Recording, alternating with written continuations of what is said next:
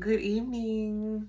Welcome to another episode of Late Nights with Lex. I know it's been a while, y'all. Charge it to my mind and not to my heart.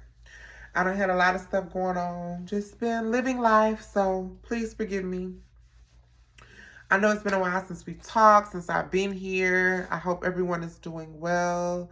I've just been traveling, living life, taking care of business, working, so on and so forth. Um, I know the last time that we talked, we covered a lot of different things, love, relationships, how I like to show up, things that I tolerate, things that I don't, so on and so forth. So tonight we're just going to pick up where we left off. I'm just going to discuss some different things,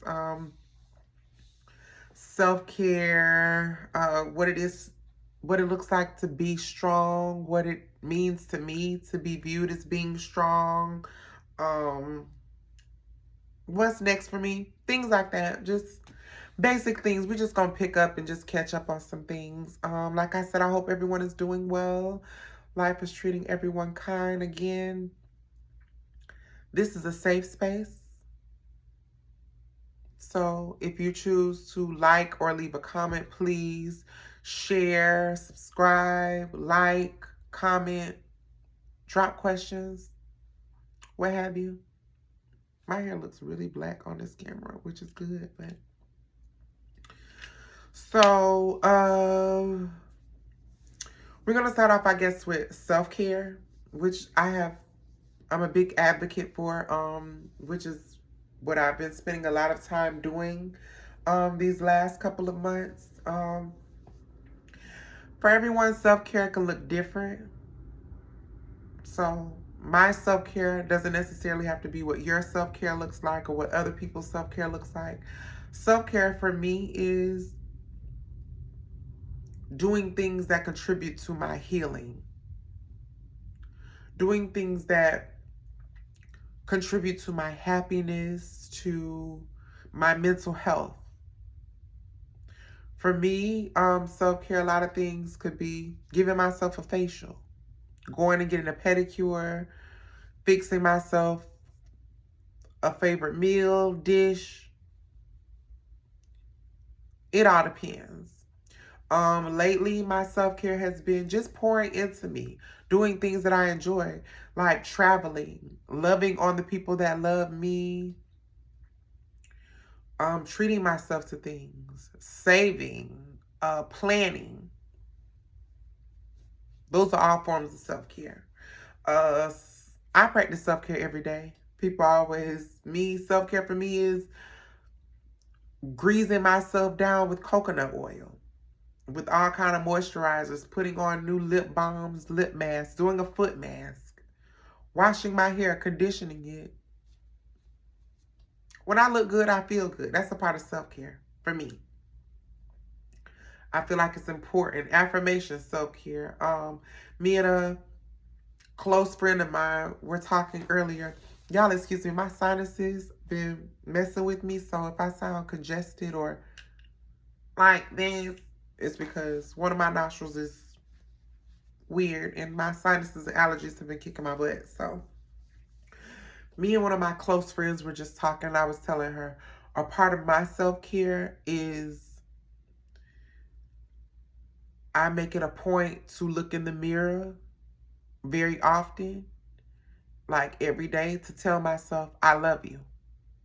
And I told her that I do that because some days that's the only time I hear. That may be the only time that I hear within that day that I'm loved. Although I may know that I'm loved by certain people, but to hear it is different. So I make it a point to look at myself in the mirror and say, I love you. You're beautiful. You're worthy. You're smart. You're intelligent. Because if I don't do it, I can't expect or wait on anyone else to affirm me or tell me things or encourage me. I have to do it for me. I'm the most permanent person in my life. I've been with me since I was born. I will be with me when I die. So I'm going to always be with me. Between me and God, we the only two people that's going to be with me from the beginning to the end. So I find it imperative to pour into myself and to just love on me and feed me. Mentally, spiritually, emotionally, all of those things, because I cannot go out into the world expecting people to do those things or provide me those feelings. So I have to feel like that about myself before I leave the house. So I feel like that's very important, because I wasn't always in a place where I knew what self-care was or what loving yourself looked like.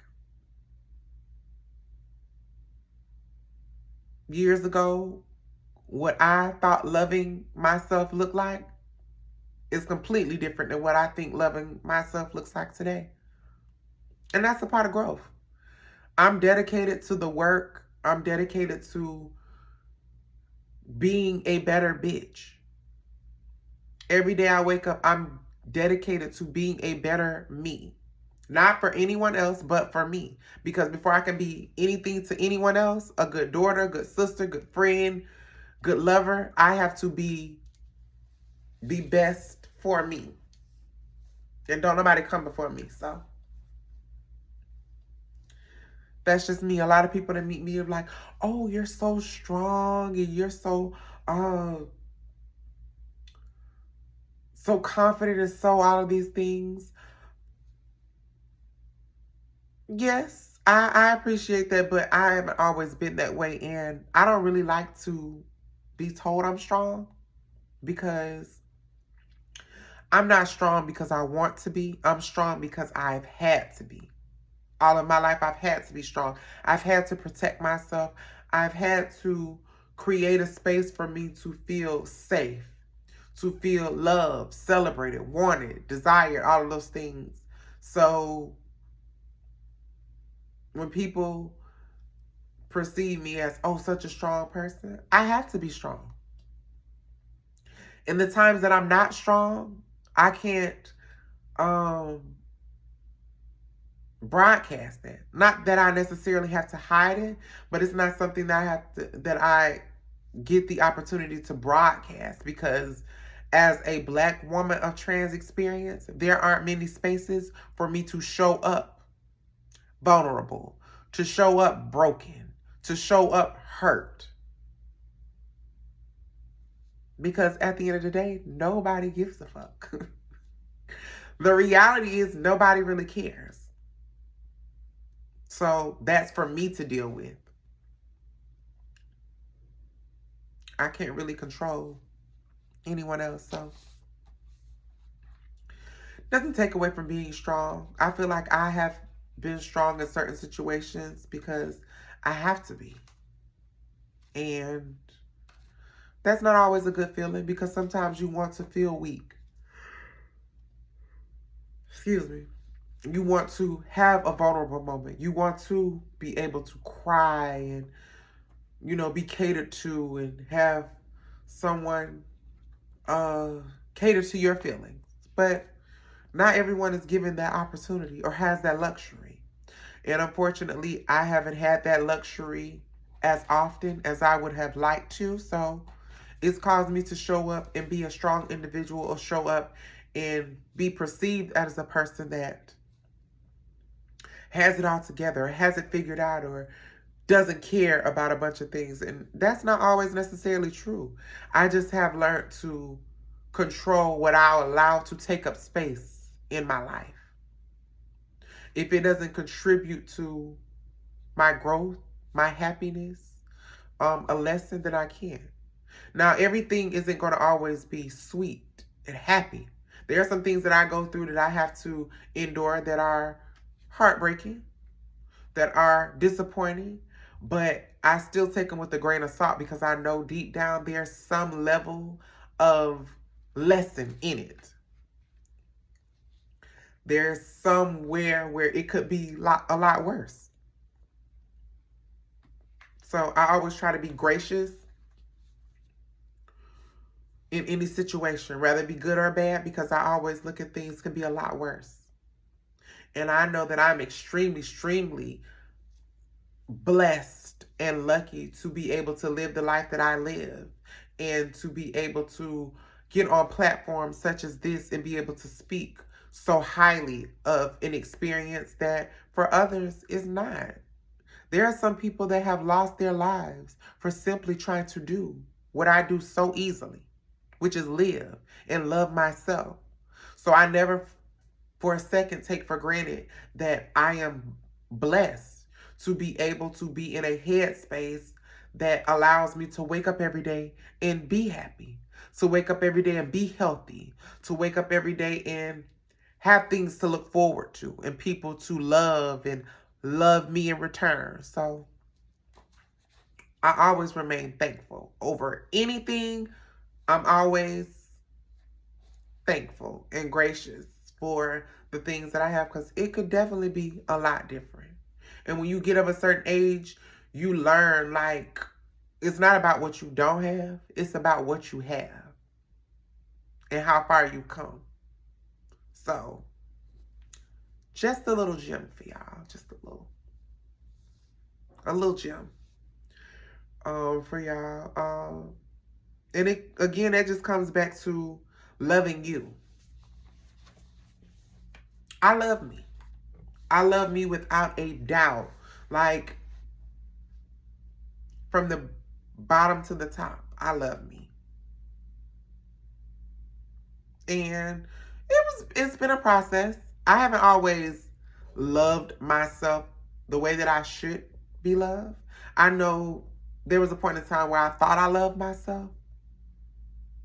But now looking back, not saying that I didn't love myself, I just didn't love myself to the extent that I love myself now. Now it's me.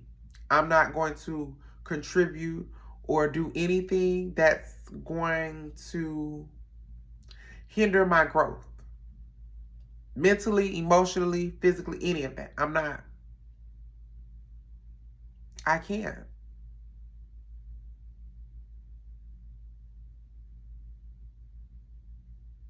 That's a part of me loving me. Like, I've created boundaries. That's a part of loving yourself. You can't say you love yourself if you allow people to do whatever, whenever. No. A part of loving yourself is setting boundaries, saying, no, I'm not accepting that.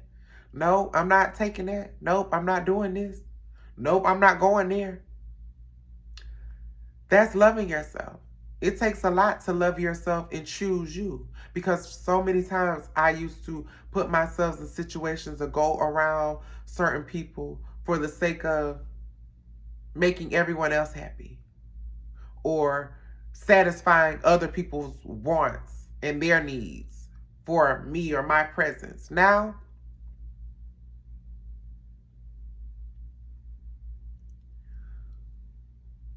I can't. I just can't. I can't. I've really found a level of peace within myself, with being with myself. Like, that's a beautiful thing. If you don't got it, get it. Because I love me to the bone, to the white meat. I love me to the white meat. I got a lot of questions, as I always do, about, of course, how do I deal with, I guess, negative situations or negative feedback when it comes to me being a Black woman of trans experience.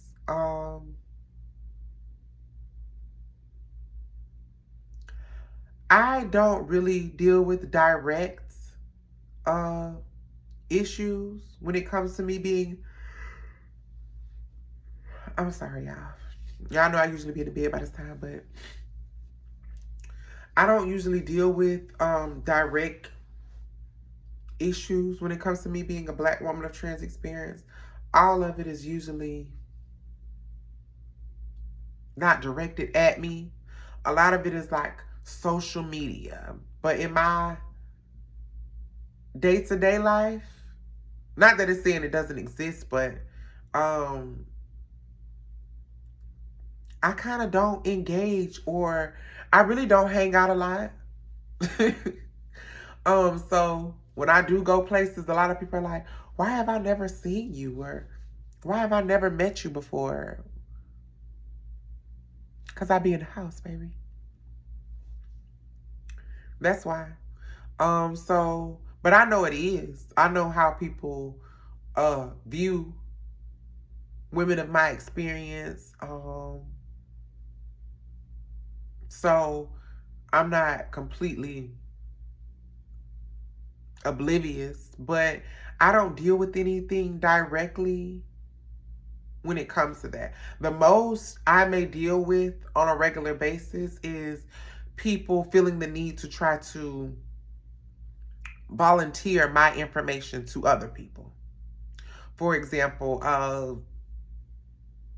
I could be somewhere and a guy could find me attractive, or, be talking to me or asking for my number. And you will have men and women that will feel the need to try to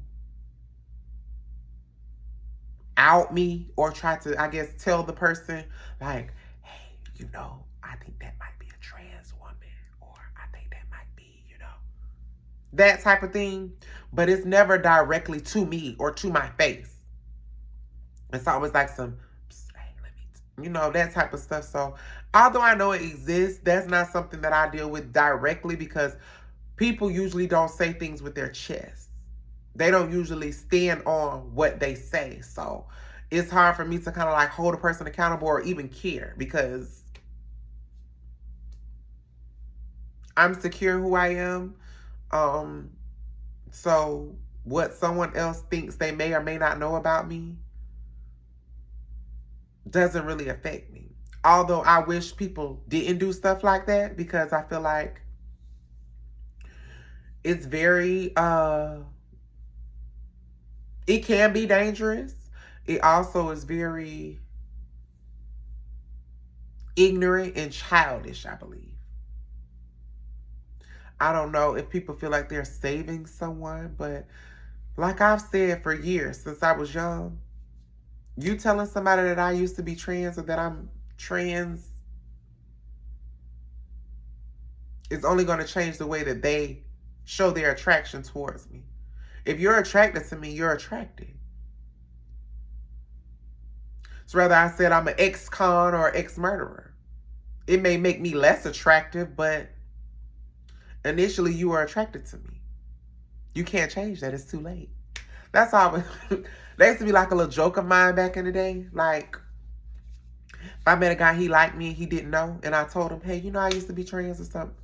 And then he'd be like, I'm like, well, it's too late now. You already like me. You can't take it back. You told me I was beautiful. You told me you liked me. I was sexy, all that. You can't take it back. So, but I feel like on a day-to-day basis, that's kind of really the only negativity I really deal with. Luckily, like I've told y'all before, I have passing privilege and pretty privilege, so a lot of things I don't endure when it comes to my trans experience. I have the luxury of going places and people treating me like a beautiful black woman. Now, I don't take that for granted. I know how easily that can be, how that can change, or how people can take that for granted. But I'm thankful and I'm aware of the privileges that I have. And I take advantage of them. Earlier today, I went grocery shopping and had a pack of water in my cart. Nice man at the grocery store took the water out and put the water in the car for me. Had I looked like a woman of trans experience, if I looked like a trans woman, or if I wasn't as passable, had he helped me, Who's to say? Probably, probably not. More than likely, my experiences and the experiences of other women of trans experience that are not as passable, people aren't as nice to them. They aren't as caring and giving and considerate. So I definitely take advantage of that, and I'm very thankful to be able to navigate through life without like a target on me. Now, don't get me wrong. People still get me. People think automatically like, oh, well, you have a vagina. How do people know? What do people know? That didn't change anything. Before I had a vagina, people assumed like, she might not be trans. I don't get to control how people perceive me. I can't. I don't have control over what people see, what they think, what they assume. I can't control them. But I can control the impression that I leave the places that I go. And at the end of the day, that's all really I care about. People are going to think what they want to think of me. Feel how they want to feel. That's not for me. But I do make a conscious decision that everywhere I go and where I show up to be the light. I show up as the light. I show up shining a light in any and every situation. I show up to shift the energy in any room I go into.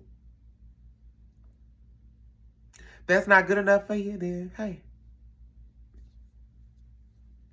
I did what I was supposed to do.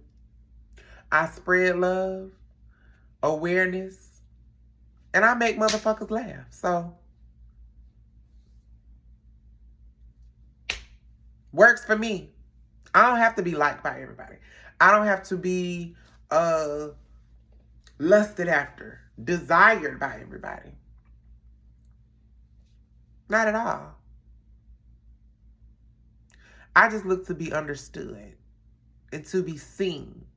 Not for how I look, but for how I show up in the world, how I treat people, how I love people, how I support people, how I listen. That's more of what I care to be or show. I feel like in the world we live in, everything is so superficial.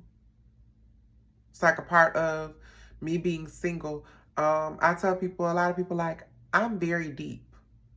I feel things very deeply. So it's hard for me to create superficial connections or relationships with people. Because I value and I love so deeply. And I value my relationships, my friendships, my family members. I value all of my relationships so much. Even my relationship with my therapist. I value our relationship. Because we live in a world where people don't value other people. They value the things, what people provide, rather than the person. I value the people, the person, the conversations. That's what's important to me. But I'm not sad about it. I'm not sad about being single. I'm not upset. I'm not bitter. What's for me is for me. It's okay. Because whomever finds me, they're going to find me in a place loving myself. Not waiting to be loved.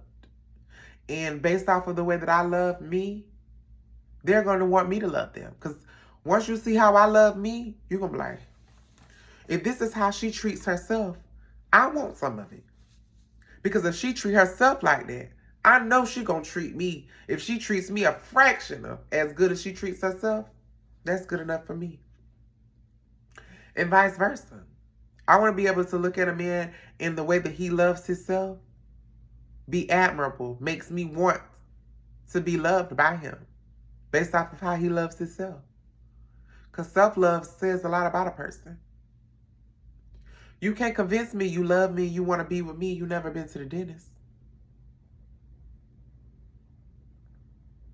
Or you don't have a primary care physician.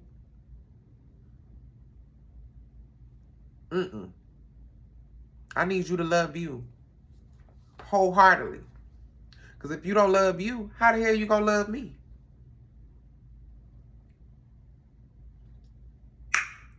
But, I mean, these days, y'all don't really be caring about that kind of stuff. So, this is my invisible hair. So, when I do this, that's just me.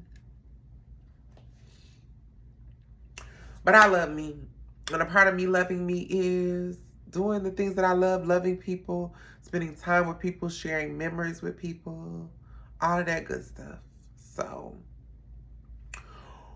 what's next for me is, my birthday is in June.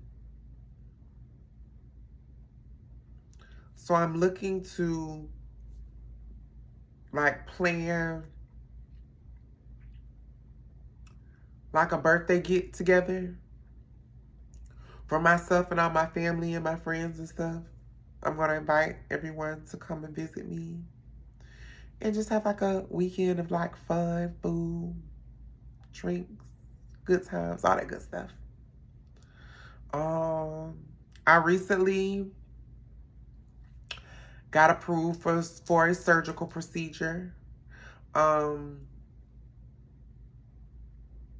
Since I've been in my transformation, I've always suffered from body dysmorphia. It initially was one of the things that caused me to get my SRS, because it had gotten to the point where it's just like I couldn't take it anymore. Like, I had to have my vagina. I could no longer live my life without it. I could no longer get undressed or use the bathroom without completely feeling disgusted with myself. So with that, it never really goes away. Like, my body dysmorphia is not as bad. Like, body-wise, I'm okay, but it's always been things facially that I have always wanted to improve. I've never been like, oh, I want a nose job, or I want my lips bigger, or things. But I have always wanted my face to be more feminine. Now, a lot of y'all are going to be like, more feminine? You look like a woman. Oh my gosh. You never had anything done to your face. You're so beautiful. Thank you. All of that means so much. I love y'all for that. But there are still things that I do not like and that I would like to improve on my face personally. Not saying that I'm ugly, that I don't like the way that I look, but I do see that there is room for improvement in things that I would like to be feminized with my face. I know y'all say, oh, well, you wear your hair short, so you can't be too much that you... Yeah, no, I wear my hair short because for me, in a way, it's kind of a crutch. There are still things that I would like to change, or I would like to feminize about my face. So I was approved for a procedure, a facial feminization procedure, which is a procedure that they feminize your face. So basically, they take a scan of your skull, like your skull, like your eyes, your nose, like basically your entire skull, just to get,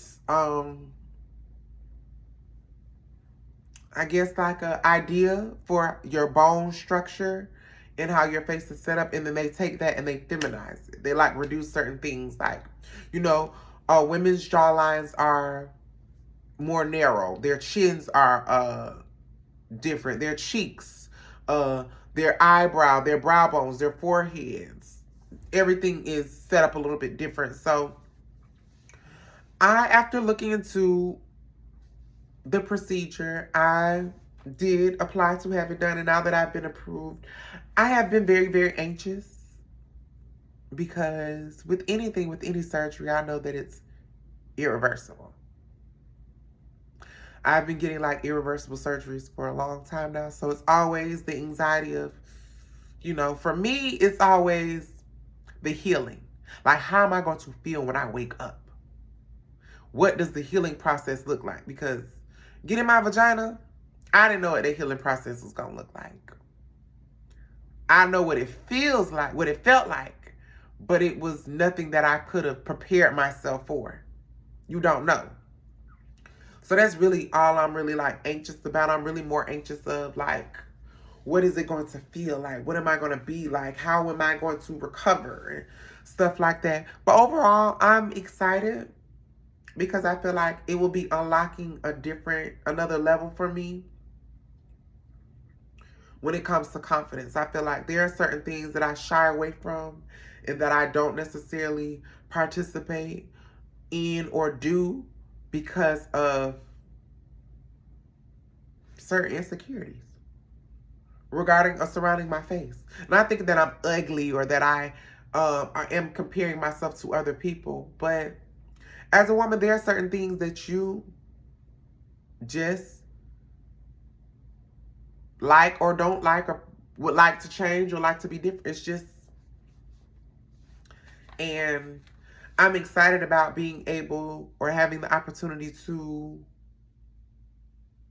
improve or change certain things that I don't necessarily care for and that I would like to improve about myself. So I'm excited about that. Of course, I'm going to document beginning to end when I do it. That's going to be like a whole thing. I'm going to document like day of surgery, day after surgery, as I heal, the journey down to the finishing product. Because as y'all can see, this is my face now.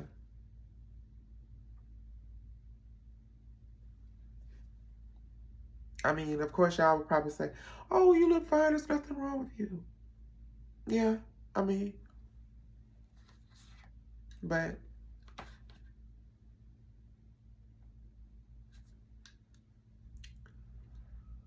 to each his own. Everybody sees something different. And what I see could use a little tweaking. Just a little tweaking. Nothing major. But I'm excited about it. So that's what's new for me. Of course, continuing to be a better bitch. Checking in and doing these videos just to keep everybody in line, like with the journey, and like I said, to create a space for everyone, not just girls like me, but a safe space for people to gain awareness and an understanding that all women of trans experience are not the same. All of our journeys are different, and this is simply my journey. It belongs to me and only me. Not saying that everybody's journey has to be this, everybody's journey will look like this, because it's not. Everybody's different, but I do feel like it is important to shine a light on a different experience, because I feel like the narrative and what is exposed is not everybody's experience. You know, I don't choose to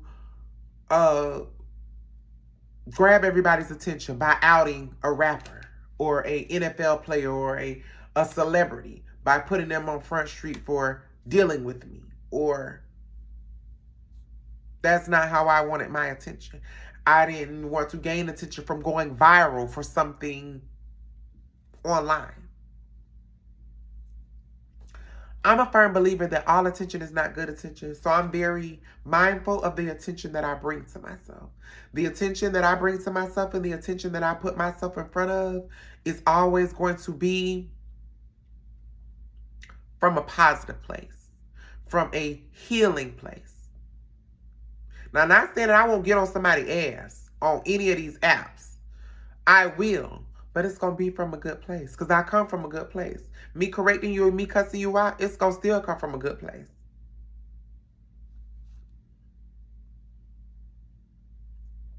But I just choose to take a different route. I feel like outside of myself, there are not a lot of women of trans experience that are shown in a positive and a good light, that have done the work or that are actually doing the work. There are a lot of lost, poor, unfortunate souls that are out here that thrive off of negativity, off of toxicity, off of dysfunction. I don't want that for my life. I want peace for me and all of y'all that watch this. I want y'all to be able to watch these episodes and look back and be like, here's to being a better bitch.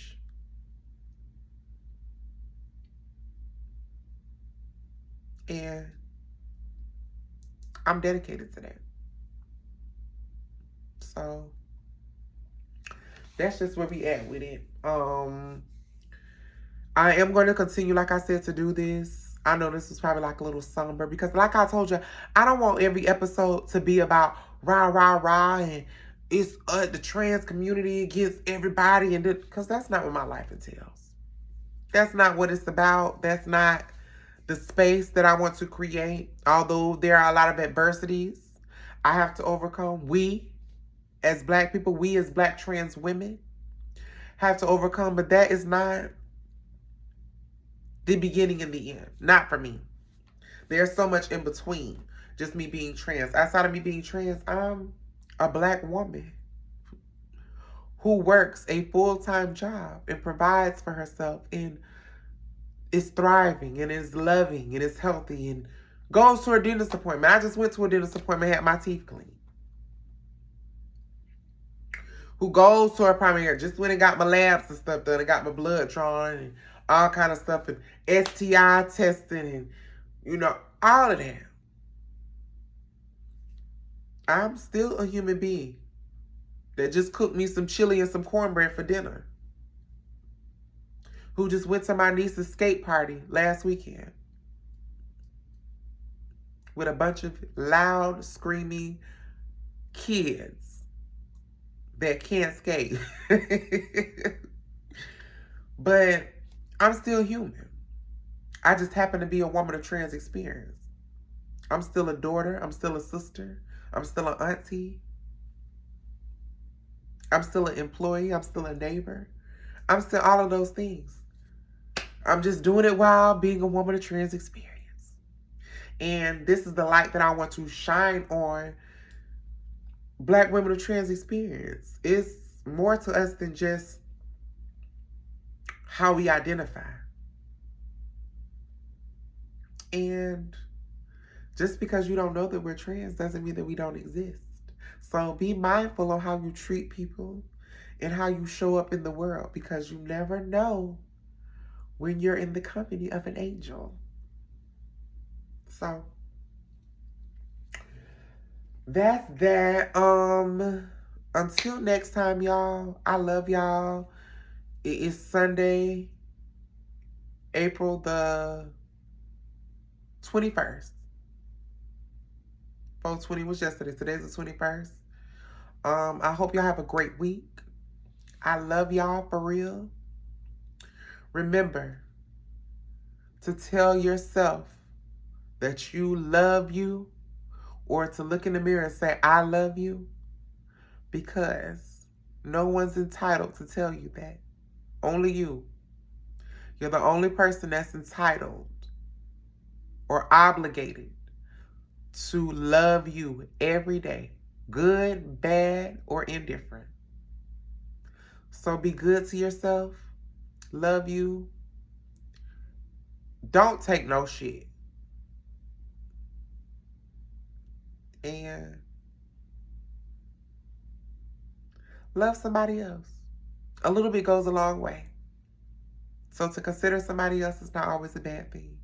It's okay to love other people, to treat other people good. So with that being said,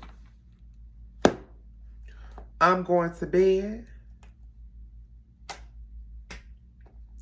Gonna get on a little bit of this green stuff.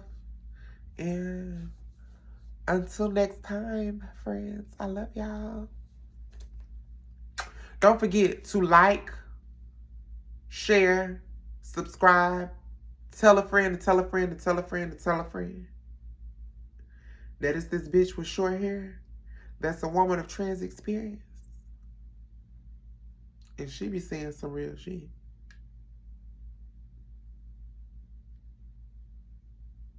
All right, y'all. I love y'all.